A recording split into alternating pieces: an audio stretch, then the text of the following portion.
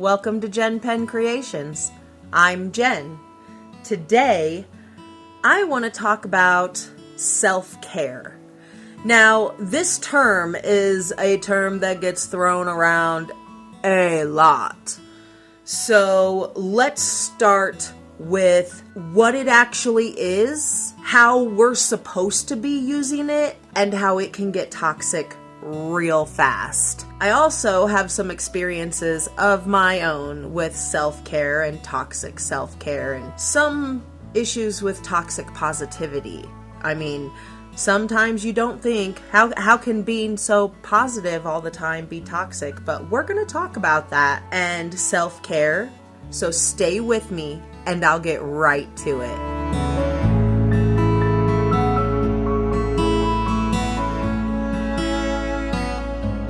According to Wikipedia, self-care is the process of establishing behaviors to promote health and actively manage illnesses within our own body. So I would actually like to add to that mental illnesses and managing stress, because that is all part of self-care as well. Because really, how can you care about yourself and not care about your mental state or how much stress you're managing in a day? Which I guess goes back to mental state. I have had my own bouts with self-care. I am a very strong believer in self-care, but I don't believe self-care is exactly the same that some other people believe. I believe that choosing to eat healthy foods at a reasonable pace is very healthy. I don't think that, well, I have a craving and I want it, so I'm gonna go get McDonald's today and every day and Starbucks and order DoorDash or go out to a restaurant and eat some super greasy chicken tenders or something all in one day, and you're eating like 3,000 calories in a day. And I don't think that that's self-care. I think self-care is regulating yourself and knowing when to tell yourself no. I think self-care is not going out and taking the last $50 you have and spending it on a facial at the spa. I believe that $50 would probably be better spent paying partial utility bill or something. Or maybe buying some groceries instead of going to get a facial if you are already low on money and you can't afford to pay your bills. I think that being able to take your paycheck and have a budget and take certain amount of money out for your rent or your mortgage or whatever, however you live, your car insurance, your car payment, your gas bill, all of that stuff, or transportation in general. If you don't drive a car, what about Uber and Lyft? Do you have a bunch of those costs? Do you have a bunch of... I think that sitting down and making a budget, budgeting your money and actually paying your bills out of every check exactly how you need to, that is self-care, because that keeps your mental state level. When you get to a point where you can't pay your bills because you took that $50 and got a facial at a spa instead of, which I don't even know if a facial at a spa could cost you $50. It's probably way more expensive than that. Tells you how long it's been since I've ever been to one. But if you took that $50 and blew it on going out to eat or buying some novelty item that you don't really need, but you just want it in the moment, it'll make you happy right now. It was spending $150 on a Labubu or whatever that is. They're silly looking, but whatever, to each your own. But if you have the money, but if you don't have that kind of money just laying around somewhere to buy some tiny little toy about this big, I think they're very weird looking, and it just, I don't see the hype in it, but whatever. If you don't have $150 to spend on one, why are you buying one? If you don't have $2,000 to spend on the newest iPhone, why are you buying one? Just because you want it and it'll make you happy in that moment doesn't mean you can afford it. And when your bills come around and you can't pay that bill, or you can't afford something that you need, like your house or your utilities or groceries or gas, then you're looking at that Labubu going, why did I do that? And now you're having anxiety, lots of anxiety because of an unpaid bill, and you're behind. And then this is how people go in debt. I mean, we're all victims of debt. I went to college too, so we're all in debt.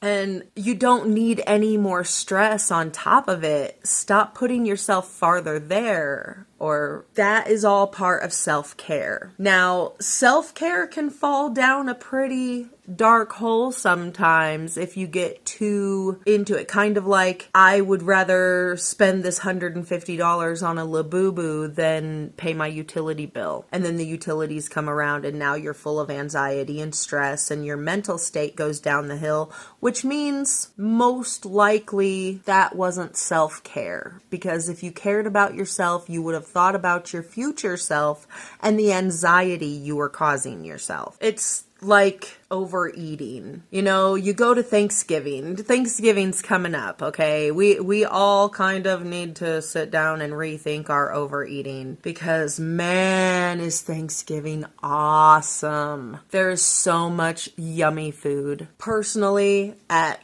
our family's Thanksgiving this year, well, normally every year I make a meatloaf. This year I'm making a meatloaf and my daughter's making a ham, and it's going to be so awesome. And my other kids are bringing side dishes and stuff. I'm so excited. And I know that I am very susceptible to overeating, especially yummy food. Pecan pie. Yum. But I am also trying to, I don't really want to say that I'm trying to lose weight, because it's not about the weight. Because, I mean, I also am working on building some muscle and stuff. So it's not about the weight, because muscle weighs more than fat. It's about feeling better in my skin and fitting better into life. I don't know if that makes sense. I am cutting calories. I am on a calorie deficit, and overeating on Thanksgiving would be detrimental to where I'm trying to go right now. I have like 5 or 10 pounds left to lose to hit this first goal of mine. And I don't want to blow it because of Thanksgiving, and because I decide that because I want it right now and it'll make my heart happy right now, I need to eat 5 slices of pie or an extra helping of stuffing or ham or potatoes or, overeating any of it. I have to be able to have that self-discipline to make sure that I don't do that to myself, because I have a goal. And I think that me accomplishing my goal is more self-care than me feeling so happy in my heart in that moment of overeating a whole bunch of yummy food. I mean, I can eat a little bit of that yummy food and then make a plate to bring home and eat a little bit of that yummy food the next day. I don't have to eat it all in one day at one time. And I can still count my calories and be on my deficit and hopefully lose that next 5 to 10 pounds before Christmas, which is my deadline. So I'm really hopeful for that. I think that reaching my goal is way more important and way more qualifies as self-care than overeating in the moment because it makes my heart happy in that second. I've learned that lesson. I've had to restart myself several times, but I'm still working towards it. And no matter how many times I fall off that wagon, I am going to climb back on and keep going. It has been a journey, and now I'm being tested again because my treadmill broke down. Honestly, Bowflex has been fantastic helping me fix this issue or figure out what the issue is. They have been very cooperative. I have nothing horrible to say. We just have not figured out what the problem is yet, and I'm going without my treadmill, and I'm kind of sad about it. So after I record this video, before I ever even start editing it, I am most likely gonna go to the west side and go hike up the falls today. It's a beautiful day. It's gonna be 68 degrees and sunny, and I think that that's perfect weather to go hiking up Helen Hunt and Silver Cascade Falls. I am very excited. That to me is also part of my self-care. Maybe I'll make a video about it. Do you want to see the hike up the falls? It is absolutely beautiful, and I can video it the next time I go. Maybe today I'll video it and I'll show it to you. I think that you will love it. I am a sucker for beautiful nature that just takes my breath away. My soul feels happy when I'm in the mountains. So that is also a part of my self-care routine. So going back to the toxic side of this, I've fallen victim to that a whole lot. But I did find an amazing article online. Now, I wanna just share with you one part of it that I found, and it's an article about the toxic side of self-care, written by Mark Travers from Forbes.com. Okay. He says, denying stress and anxiety under the guise of self-care stops us from addressing the actual root cause of our discomfort. And that is so true. That is so true. When you overspend, like buying a $150 Labubu when you have bills to pay, or you overeat, like what I've done for years and years and years on Thanksgiving, trying to maintain a calorie deficit and just it blowing up in my face year after year after year. This year is the change. I am not going to overeat this year. I'm very, very adamant about that. I'm going to bring some yummy food. I'm going to eat a little bit of yummy food, and then I'm going to bring some yummy food home with me. That's how that's going to go. I'm very hopeful about this, because when you use that overeating or that overspending under the guise of self-care, and you can't find the root cause of your problem, and you will do this to yourself over and over and over again, and I don't think that that's self-care. I mean, I could be wrong, but I really don't think that that's self-care. That's just hurting yourself over and over again. Why do you want to hurt yourself over and over? So paying your bills, not eating that extra slice of pie at Thanksgiving, not buying the coolest new gadget or game system or Labubu foo-foo thing. Sometimes not giving in to yourself is self-care. The self-care toxicity is a lot like being overly positive. Toxic positivity. I have been a victim of that as well. Okay, so my great uncle played the hammered dulcimer in a band, and they sang like cover songs and country songs, and they also had their own music. They wrote their own songs. That was pretty cool.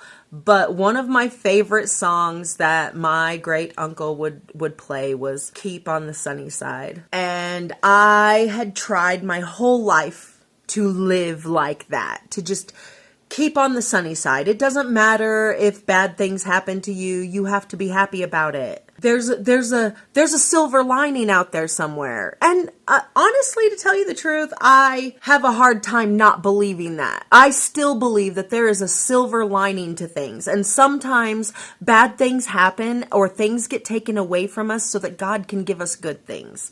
So that when good things happen to us, we cherish them so much more. And sometimes I do believe that can become toxic if you don't allow yourself to experience the negativity. You have to be able to experience those lows and not just disguise them with fake smiles and fake happiness. It took me a long time to learn that. As a child, I was the master of fake smiles and fake happiness. As I grew older, it tore me up. It wore me down. It was being toxic to me and I didn't even realize it. So yes, while good things can come about from bad experiences or bad things happening to us, you still have to experience the bad thing happening to you. You still have to go through that emotional negativity and stuff. If you just block yourself from that, you will cause yourself a whole lot of stress and anxiety because your body and your brain is still going to have those triggers. It's kind of, that's kind of like how PTSD works. And I think that we can still be realistic and think, that there are going to be good times because time doesn't stop going and it really does heal all wounds. So time keeps moving despite what's happening in your life, despite the crazy psychoness that's going on. So when you experience that negativity and then you finally emerge up and out of it, you can embrace that happiness even more. And you can also look back on that negative experience and you can find the things that you can learn from it, move forward from it, and see the silver lining. Most of the time you can't see the silver lining while you're in the middle of the storm. You have to experience the storm first. Then you can see the silver lining and experience that as well. So I think we all need to practice self-care. We need to keep the hope where the happiness is still going to come to us. So don't be overly positive about things, but have that glimmer of hope and have that little bit of positivity because, you have to have some sort of faith and positivity and outlook in this life to make it through this crazy world we live in. But you still have to experience those lows in order to cherish the highs. So take that with you today. Remember to practice real self-care. Do something amazing for you. Do something that accomplishes the goal you've been working on. Give you one step closer to accomplishment of your goal. And I hope that you have a wonderful day, and I'll see you in the next one. Bye.